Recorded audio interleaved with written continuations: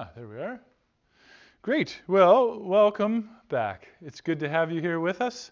And for you, welcome online if you're joining us through the videos. We're looking at the wisdom literature tonight. And so I hope it was encouraging to you to dig into some of these pieces that are maybe not always familiar, or maybe there's some things there that were just brand new. Now, I wanted to give you a heads up that when we come to it a little bit later, I want to hear if you have any proverbs. Okay, so when we get to the book of Proverbs, I want to hear if you have any modern day proverbs.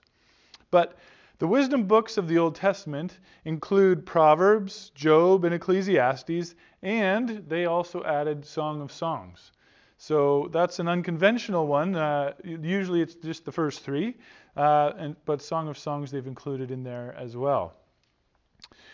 Wisdom is the ability to make godly choices in life. You achieve this goal by applying God's truth to your life so that your choices will indeed be godly. Now, that's one of the important foundations for this whole idea of reading wisdom, especially as you read in Proverbs. It talks about the fool a number of times, quite frequently actually, throughout Proverbs. But you have to understand that it doesn't just mean like a jerk or somebody who is dumb. The fool in the Bible, and especially in the Old Testament and Proverbs, the fool is somebody who says there is no God and who lives like there is no God. And so there's a real distinction in what a fool is. It's not what we would say today. But in the Bible, a biblical fool is someone who believes there's no God and lives as though there is no God. So that's why wisdom is the ability to make godly choices in life. Also, the Old Testament wisdom material can be misunderstood and misapplied. You can probably think of an incident that you have maybe used it yourself, or you've heard of someone else misusing Old Testament wisdom. One example that comes to mind for me is the idea that is often in weddings from Ecclesiastes about, the cord of 3 strands is not easily broken. One by themselves is weak, 2 could lie down together and keep warm, but a cord of 3 is not easily broken. And so I have used that as symbolism, and I think it's a fine symbol, but I don't expound it or try to say, to preach an expository sermon about that without putting it into context. But as a symbol, I think it's a powerful symbol. But wisdom material can be misunderstood and misapplied, and that's what the point of this chapter is. It intends to refine our understanding and application of wisdom. Now, people often read these books only in bits and pieces and thus fail to see that they have an overall message. Even the Proverbs have been broken up into chapters and sort of chunks, and it's always best if you could read the whole chapter, even though there was perhaps no original setting in the same way. But it is easier to see the overall message. And the one that's really important is Job, and we'll get to that a little later too. People sometimes misunderstand the terms and categories of Hebrew wisdom, as well as its styles and literary modes, and so this can also lead to misuse. Again, the author points out a little later on that the misuse can be so blatant that it actually, people can take some of the wisdom literature and choose to use it in a way that is actually directly opposed to the intent behind why it was written when it's not understood properly. It says, especially in a wisdom discourse like Job, people often fail to understand what the book is all about, and thus also fail to follow the line of argument. Accordingly, they cite as biblical truth what was intended by this great author as an incorrect understanding of life. So the author meant to be illustrating that it was an incorrect understanding, but what they're citing from Job is actually how it should be. So one of the ways that it's labeled is a sort of a Deuteronomistic way of seeing the world. So that means essentially that everything we do, if we succeed in it, it means that God is rewarding it, and if we fail in it, it means that God is punishing us. So there's this oversimplistic, direct correlation that they would make in the old, according to the Old Testament law, and that was the way that they would read in Deuteronomy. That was a very tight connection. If you do this, and we learned about that with the covenants. If you do this, here's what will happen. If you do that, here's what will happen. If you break the covenant, here's what will happen. So there was a direct tie to the covenant of blessings and curses. And that gets extrapolated even today by Christians, that if I succeeded, it must have been God, and if I failed, it must have been God. And sometimes I have to say, look, let's not give God credit where it's not due. And part of the point of wisdom is to say there is wisdom to be pursued in life that essentially comes back to godly living. But not everything, and that's the point here in Job, and we'll get to that. I guess I'll leave that for that. But that was part of the point, is that sometimes people misunderstand the truths in there, and they'll quote from Job's comforters as though that is what should be, when the whole point of the book is the opposite.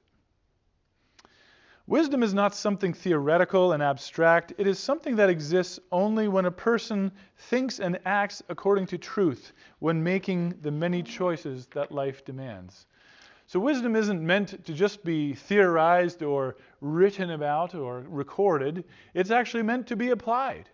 It's meant to be something that when we apply it to our lives and we act and think accordingly to the truth of God's Word, when we acknowledge God in our lives and put Him first, when we're making choices, that is wisdom. The very first step in biblical wisdom is knowing God. I thought that was a really important point, and I think that's something we can recapture today. Remind ourselves of, remind our loved ones of, that true wisdom is about knowing God. That's the first step. Not abstractly or theoretically, but in the concrete sense of committing your life to God. Then your general direction will be correct. And as you learn specific guidelines and perspectives from making godly choices, a more precise sense of direction for wise living can follow.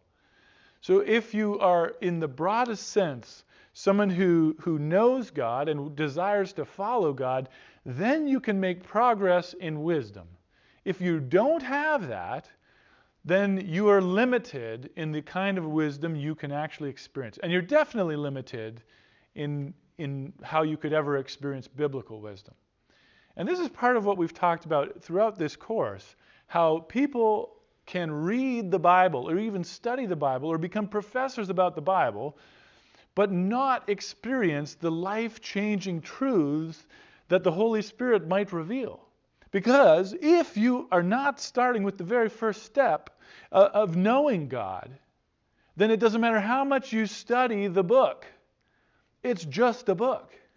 It's not going to penetrate if you don't allow God to do that. If you don't know God and you're not seeking God and you're not pursuing Him in that relationship, then you'll be able to study it as an ancient document. As it is. There's so much to learn about it scientifically and historically, but they're not going to glean the wisdom if they don't have the relationship with God. And I love how he puts it too, to say, look, even as we give counsel to people, as we, whether you have grown children or spouses or friends or neighbors, and we think about this idea like, what sort of advice are we giving when we give advice? What sort of wisdom are we sharing? If we're going to really share wisdom, do we understand that this is really the core of biblical wisdom? Now, it doesn't mean that you couldn't apply a proverb to your life and reap the benefit. It's still true. But if you have the relationship with God and you're knowing it, your general direction will be correct. And I like how he says, as you learn specific guidelines, as you learn more about it and you apply it more and your perspectives change, you'll have a more precise sense of direction for wise living. Think of Proverbs 3:5-6, right? Trust in the Lord with all your heart. Lean not on your own understanding, but in all your ways acknowledge him, and he will make your paths straight, or he will direct your paths. Right? It's a broad saying, it's very general, but it encapsulates this very wisdom, this core bit. Responsible, successful living was the goal, not just good literature.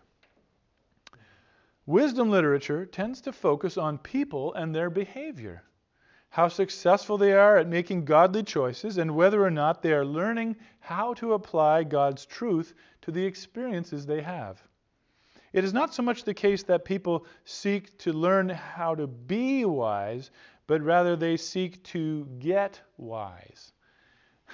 Now, the way that we use our English language, like, are you getting smart with me? That's not what he's meaning, right? But there's an actual pursuit for us, and I would say it's the pursuit of the writers back then and of anybody who's pursuing God, that we should be pursuing wisdom, that we seek to get wisdom. And he talks about that too, trading it in, or even seek to get wisdom above all else.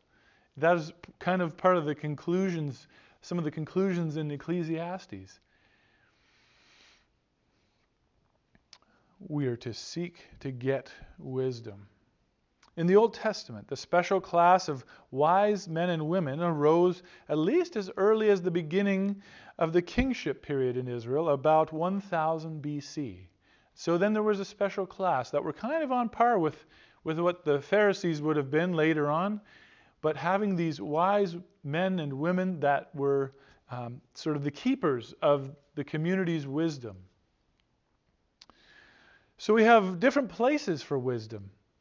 Wisdom in the home. And this is really where wisdom has always been taught, more at home than in any other setting. Even to this day, that's part of why we haven't run one here yet, but parenting courses or parenting books or even just sharing with each other.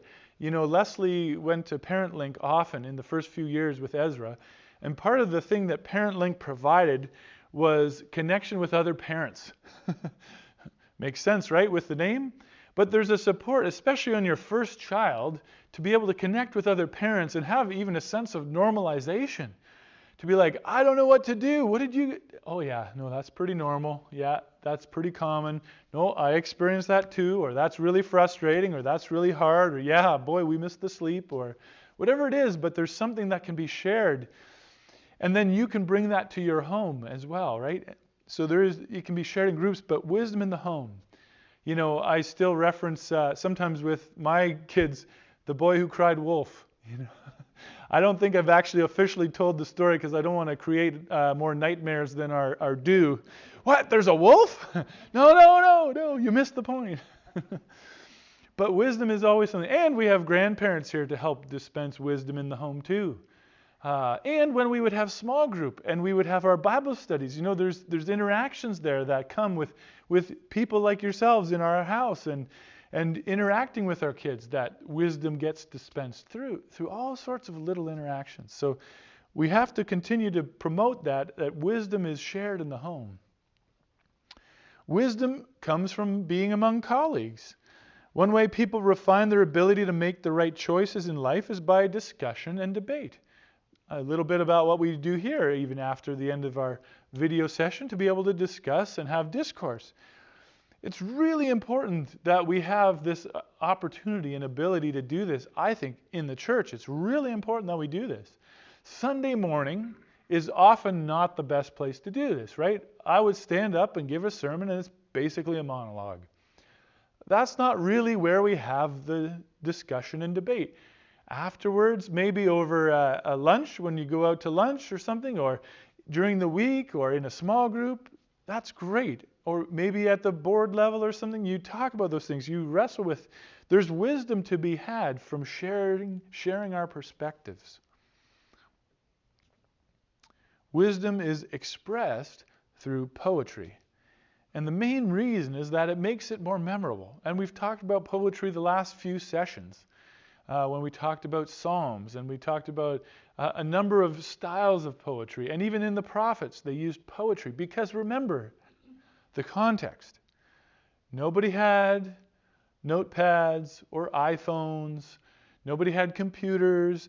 Nobody even had paper. Like you didn't have that in your house. People did not have copies of the scriptures.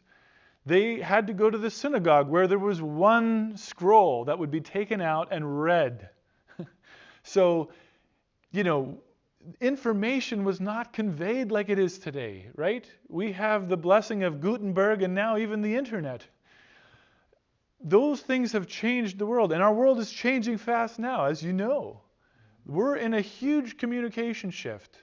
And even as a church, we have to wrestle with, how are we going to communicate wisdom? How are we going to communicate with this generation moving forward? But the people who received these writings couldn't write it down, couldn't read it even if they could. And so poetry is such an important and impactful tool for helping people to realize and memorize wisdom, as well as the Psalms, as well as the prophecies. Wisdom does not cover all of life. Intensely practical, it tends not to touch on the theological or historical issues so important elsewhere in the Bible. And skill at wisdom doesn't guarantee that it will be properly used. So you might know somebody, and you probably do. You probably know someone who's really extremely smart, maybe even really wise. But there's some blind spot or something in their lives where you're like, man, for being such a smart person, sometimes it sure doesn't come through. Like, if I didn't know them so well, I wouldn't know that they were wise, or I wouldn't know that they were a smart person, because just because you know something, it doesn't mean that you'll use it. It doesn't mean you'll use it properly. And remember, biblical wisdom begins with the fear of the Lord, with putting God at first. So sometimes I would even say that is the problem, where people could know wisdom, but if they don't have God at the center of their lives, it will not be truly biblical wisdom, and they'll end up running into the limitations of themselves. One that I think of is a bird in the hand is worth two in the bush, which can help you with decision making, if you know what it means. But if you're to share it with anybody even younger than me, you'd be like, huh? Birds are in the bush? And they're not dumb. It's just, it's not their vernacular. Nobody has taught them. And they could share some with you, and you'd be like, honey, what does that mean? I don't know. Because the frames of reference are different, right? Which also just reiterates the reason that we need a class like this to be able to study the Bible, because we're going to go back and study like these idioms and phrases and sayings from thousands of years ago and think like, oh yeah, no problem. I get it. But really? Maybe. Some of them we can. The one about better to live on the corner of a roof than in a house with a nagging wife. And then he modernizes it and says, better to live in the garage than be married to somebody that you shouldn't have married. That kind of an idea. And you're like, oh yeah, well, we don't live on the corner of a rooftop. That's not a legitimate thing, but yet it was back then. Yeah, well, yeah, or the doghouse. But even then, that's a cultural thing. Believe me, when you do some cross-cultural ministry, you find how many you use and how woefully inadequate they are for that new culture. Because you'll just throw them out and everyone's like, huh? And you're like, okay, how do I rephrase that? I remember that in Uganda preaching, with a translator, and you'd preach and say something and then, huh? And then the translator even looks at you, huh? Okay, and then you're like, on your feet, you got to come up with something else. Like, that was my illustration. I don't know. Okay, it's like this. Huh?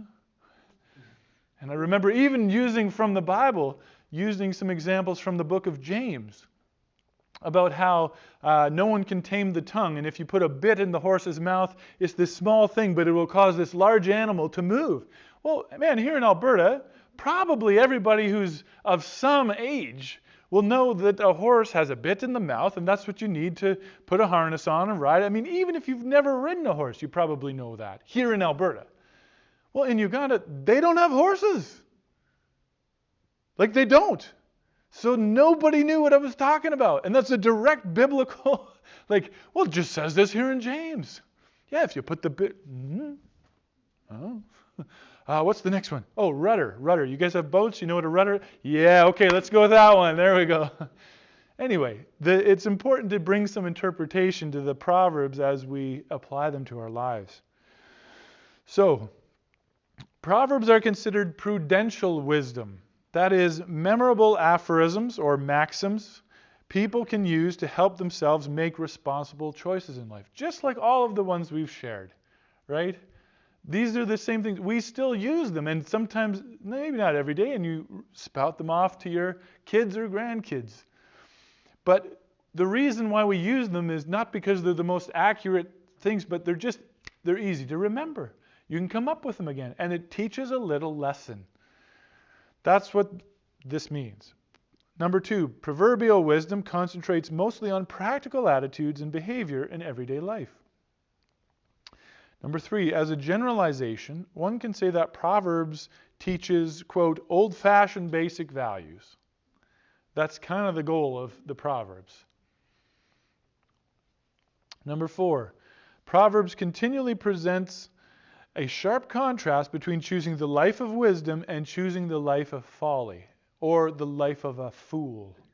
Again, remembering that a fool is someone who doesn't acknowledge God. They live as though there is no God. That is a life of folly. Number 5, specifically religious language is seldom used in Proverbs, but it is present. Not everything in life has to be religious to be godly. Maybe you know somebody like that, where every time you're in a conversation, they're bringing up a Bible verse. And you know, sometimes there's a context for that, and that's okay. And other times you're just like, for goodness sake, please, keep it to yourself. Like I was just telling you how they mixed up my order at McDonald's, and now you're like, well, you know what it says in Proverbs, blah, blah, blah. I'm like, no, what does it say in Proverbs?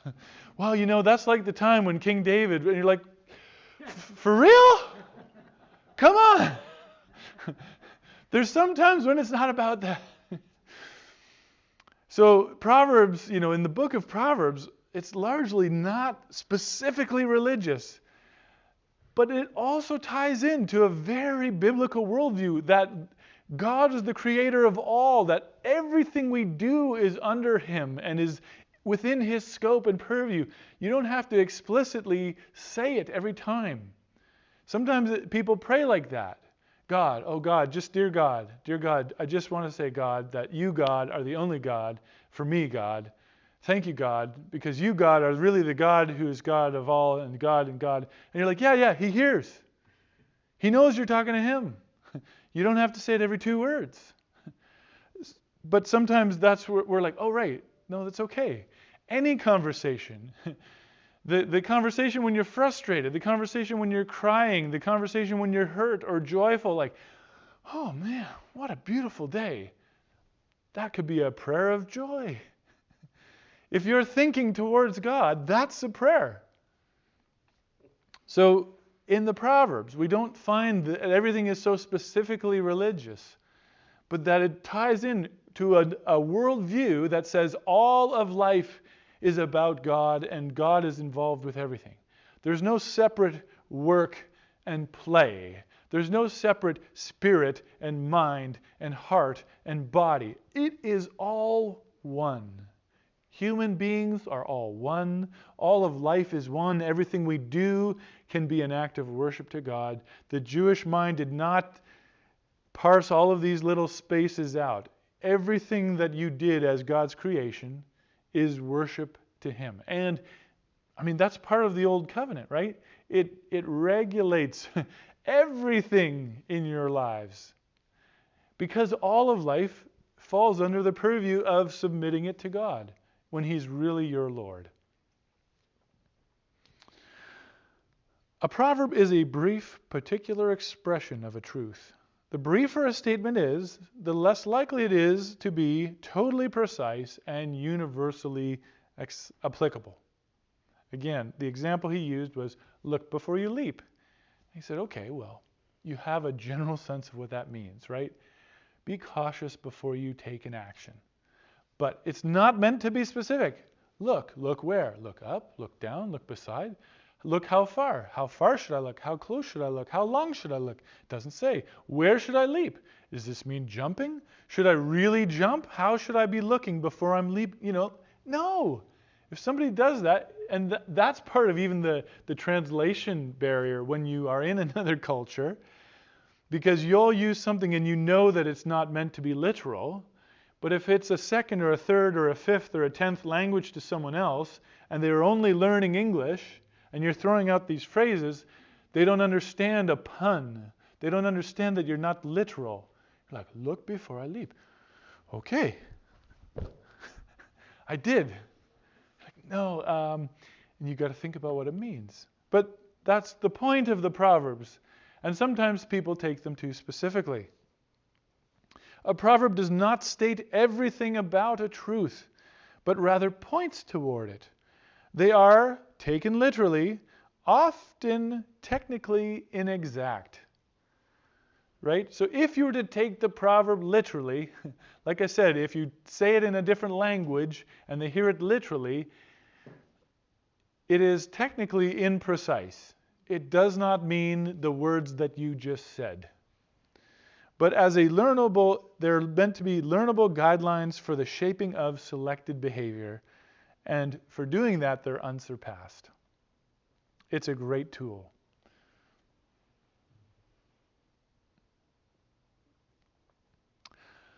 Proverbs are often parabolic. They're figurative and pointing beyond themselves. That's what it just means. That it doesn't just mean look at it, like it just said, pointing to a truth. Proverbs are intensely practical. They're not theoretically theological. They're not meant really to be doing too much expository work on a single proverb. There are principles to be distilled. Proverbs are worded to be memorable, not technically precise. Proverbs are not designed to support selfish behavior, just the opposite. Proverbs strongly reflecting ancient culture may need sensible translation so as not to lose their meaning. Proverbs are not guarantees from God, but poetic guidelines for good behavior.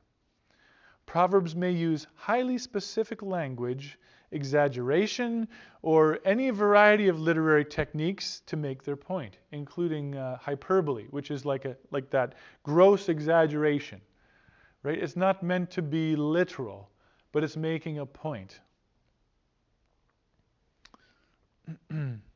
Proverbs give good advice for wise approaches to certain aspects of life, but are not exhaustive in their coverage. Wrongly used, Proverbs may justify a crass, materialistic lifestyle. Rightly used, Proverbs will provide practical advice for daily living. So that's sort of the little summary of wisdom in Proverbs. Wisdom in Job. It's speculative wisdom. The author identifies Job as one of the greatest literary treasures in the world. A carefully structured dialogue between Job and his well-meaning but desperately wrong comforters. And I didn't get the chance to look it up, but if I recall correctly, I think Job is actually the oldest book in the Bible, chronologically. This dialogue has a very important goal: to establish convincingly in the mind of the reader that what happens in life does not always happen either because God desires it or because it is fair. So this is a really, really important book in the Bible. I'm so glad God put it there. Because there's so many times we misunderstand what has happened in life. And like I said, sometimes we give God credit where it's not due. And that's part of what he's highlighting in Job. when all of these guys come and give the advice and say, Job, you must be a horrible sinner. Why else would everything, go so poorly for you? Why else would your whole life crumble in such a catastrophic way? You must be a horrible man. So just repent and get over it, and then God will restore you. That's their good advice. That's their comfort. But if we miss the dialogue, if we miss the whole framing of the whole conversation, that there's a prologue and an epilogue that sort of frame it, and then there's this dialogue that goes back and forth, presenting arguments that is meant to establish that what happens in life does not always happen either because God desires it or because it is fair. Now, in some ways, that's comforting. And in some ways, it's really dissatisfying. It's really easy, and sometimes we really want to talk about God is in control, God is in control, God is in control. But then something else happens, and that's really hard to rectify with that God is in control. This book helps us to wrestle with that a little bit. It gives voice to some of that. Oh. Okay, that was the only one for Job. So it also helps you to frame it. We've talked about some of the logistics in Job, or how different biblical scholars view Job, and what the meaning is. And, sometimes people, there's some things that are hard to explain in Job. Like, how is it that God and Satan are having a dialogue? Like, where are they? How does this happen? Was that real? Like, did that really physically happen? And where and how and why? And why does God feel the need to prove himself through Job? And why does God throw Job under the bus, or to be an example? Like, there's just a lot of questions. Now, part of that has to do with our sort of post-enlightenment mind that wants to say truth comes in facts. And so if the Bible said it, then it's factually true, and we just have to take it as that. But one of the things we have to also realize is that there's also truth in meaning, right? And that something can be true in meaning and maybe isn't true in fact. And you're like, wait a minute, what are you saying? Is this a heresy coming? No, it's the example of the boy who cried wolf. Now, is that story true in fact or true in meaning? I would say it's true in meaning. The reason we still tell that is so that your kids will really only call you when they're really in trouble, not when they just want you to come and, and then, hey, yeah, no, I just wanted you to see this. Well, don't scream and wail as though your head's been chopped off when you just wanted me to see your shoes untied.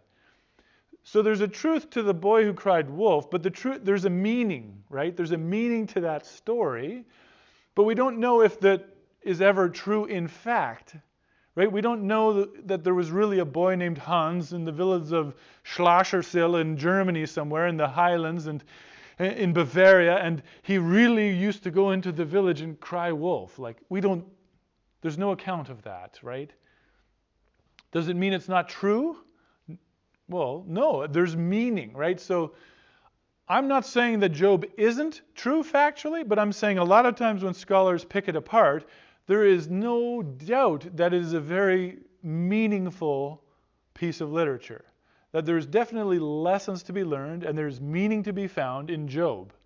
However, when you read the scholarship, as far as the factual, did this ever happen, there's a lot of questions around that. Partly because who is observing this meeting between God and Satan?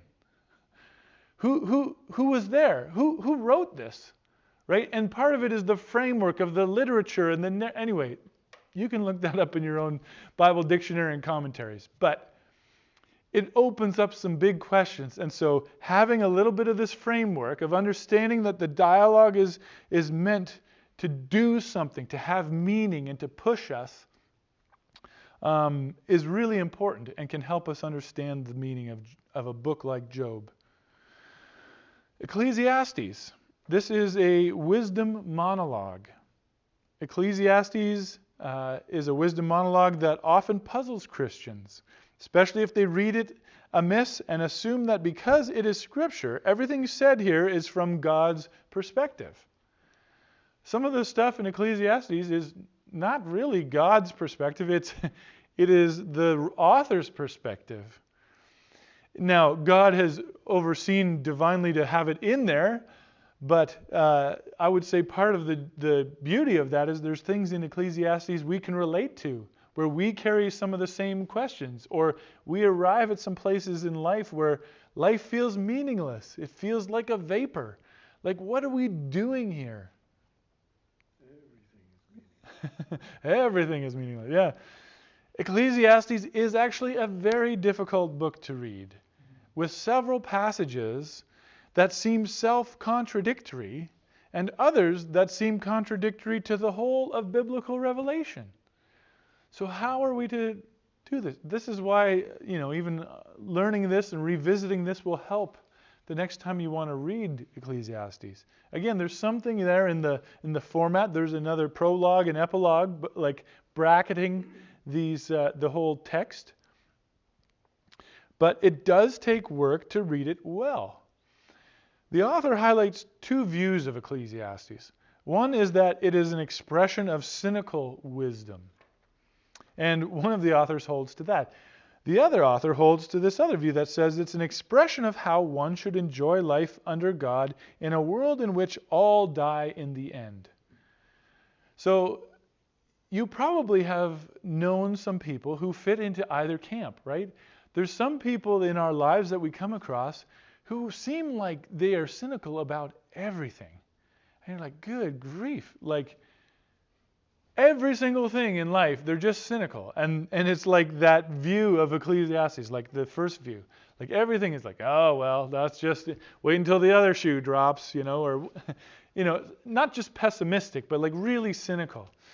But then there's the other people, and you've met them too, how you're like, well, you know what? You're right. That's, we don't know how long we have, so we just got to do the best with it, what we can, And you're like, oh, yeah, you're right. And they just, they'll again, here's one. When life gives them lemons, they'll make lemonade. There's a proverb for you, right? 5 realities dominate the teacher's thinking. God is the single indisputable reality, the creator of all, and the one from whom all life comes as a gift, including its burdensome nature. So again, he has a very high view of God. The author recognizes God. There's wisdom here, even biblically defined, as recognizing God as the source, as an indisputable reality, creator of all. All life comes from God as a gift, including the burdensome, worthless, repetitive vapor nature, meaningless, vanity. Number 2, God's ways are not always, if ever, understandable. Again, the thing about wisdom is it does both, right? Like it's extremely satisfying and dissatisfying. Right? Like this is really encouraging to be like, yes, God's ways are not really understandable. And you're like, yeah, there's a lot I don't understand. And it's not just me. But on the other hand, man, there's a lot I don't understand, and I'd really like to know. On the human side, the teacher points out, what is done under the sun doesn't add up at all in the way that things should be, are not always, if ever, the way things actually are. Part of the comfort that comes from Ecclesiastes comes from the acknowledgement that things are not always as they should be.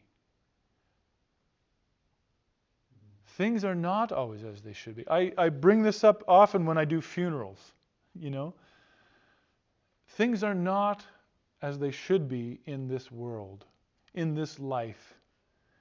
We will have sorrow. We will have hardship. We will have pain. There will be things that are unfair and tragic and horrible. And Ecclesiastes acknowledges that. It's such a breath of fresh air, as hopeless as it can seem.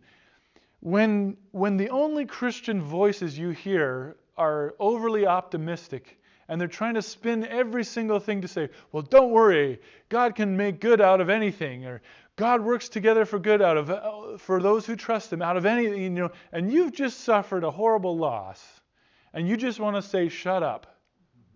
Ecclesiastes is a really comforting book. It helps us to say that God realizes too that things are not always as they should be. That sometimes it really is hard. And that sometimes the goal for us should not be to help spin whatever the tragedy is, but to help acknowledge just that things are not as they should be. There's a place for lament. We talk about this at our Celebration of Life service when we have that here in the Decembers. And that's part of my goal as we invite people to just say, hey, thanks for coming. We just want to acknowledge that things are not always as they should be. Period. That God realizes that too. And that there's a space for you to be here. And we recognize that. Most things that happen are just repetitive, part of the endless cyclical flow of life, and even worse, they don't last long enough to count for much. Again, a real optimism, right? Most things are just repetitive, again and again, and even when you're having a good time, it doesn't last very long. Like, whew, what a downer. The great equalizer is death. Here's something to take comfort in. Don't worry, everyone. We'll all die. Here's your thought of the day. The great equalizer is death, which happens to all of us. Now, there are some conclusions he draws. There are some things that he points out in there about, like, look, life is short. It is a mist. It is a vapor. Make the most of it. Enjoy it while you have it. And I think there's something to be learned from that. Especially in our world again today, to bring this type of wisdom back. You'll see both kinds of bumper stickers. He who dies with the most toys wins. It's not biblical wisdom. Biblical wisdom of the Ecclesiastes sort would say, he who dies with the most toys still dies. You still can't take it with you. But doesn't that, if we really pursue God, that causes us to evaluate a lot of things, doesn't it? How are we spending our time? How are we spending our money? How are we using our resources? How are we investing our relationships? What are we doing with this mist, this vapor of life? Death is coming. It happens to all of us. What do we do with it? That's part of the point of where the writer goes. Wisdom in the Song of Songs is lyric wisdom. Again, I have not preached anything on Song of Songs yet. I'm saving that for the marriage retreat. The book was associated with Solomon, whose name in Israel was synonymous with wisdom. At a deeper level, it deals explicitly with a category of wisdom found in the Proverbs, the wise choice of marital and sexual fidelity. So it's kind of an expansion of wisdom. That's why the authors put it in here. While it's not typically labeled as that, if you look in the Proverbs, repeatedly there's Proverbs essentially about a wise choice of marital and sexual fidelity, and the Song of Songs is like the expansion of that. Here's the real, expression and expansion of what that can mean. This book is a lengthy love song, a ballad about human romance, written in the style of ancient Near Eastern lyric poetry. True romance can be celebrated to God's glory in keeping with His original design, and this is what the book is about. So it really does re-emphasize, and again, isn't it incredible that this ancient Near Eastern lyric poetry from thousands of years ago has something to say to us today? As we talk about God's design for marriage in 2021, we can actually say, yes, and here's an amazing poem written 3,000 years ago that illustrates the beauty and the sensuality and the design that God has for marriage. Try to appreciate, he points out a few things. Try to appreciate the overall ethical context of Song of Songs. That can help us to understand it. Be aware of the genre of the Song of Songs. Read the book as suggesting godly choices rather than merely describing these choices in a mundane manner. Right? Like it's an illustrative book. It doesn't just say, stay away from the... Like in the Proverbs, when you read through the Proverbs, you'll actually find that. Stay away from the house of the adulteress. She goes out to the street corners and calls to all those who pass by. Come in and enjoy my fruits. My husband has gone away on a journey and I've perfumed my bed. Come and we'll drink deeply of love until the morning. And you're like, whoa. So it illustrates the foolishness of that. It illustrates adultery in Proverbs. It says, stay away from it. Avoid those pathways. Don't even go down that street.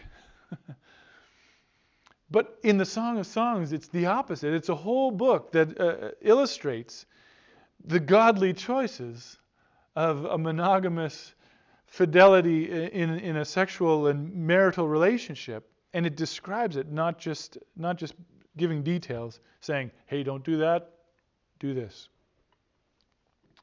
Be aware that the Song of Songs focuses on very different values from those of our modern culture. Again, just sort of what I had pointed out as far as how much it really has to say to us today and how countercultural it is when we look at around in our culture, the sexual ethic or ethics in our culture are foolish by the biblical definition.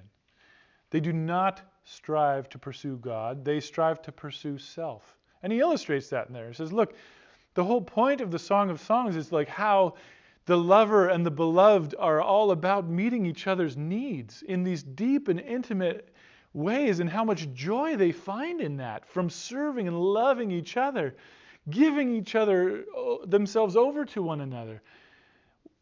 But then in our culture, we have the taking of things for ourselves, the taking of people, of lustful thoughts, of pornography, of sexual things for ourselves. And it's this taking and the lust and all of these things that grow and grow and grow because we have different values than what God has designed us for. And so the last slide is just the reminder that we'll be back next week and studying Joe's favorite book, Revelation. Images of judgment and hope. So, we hope you'll join us then. Take care.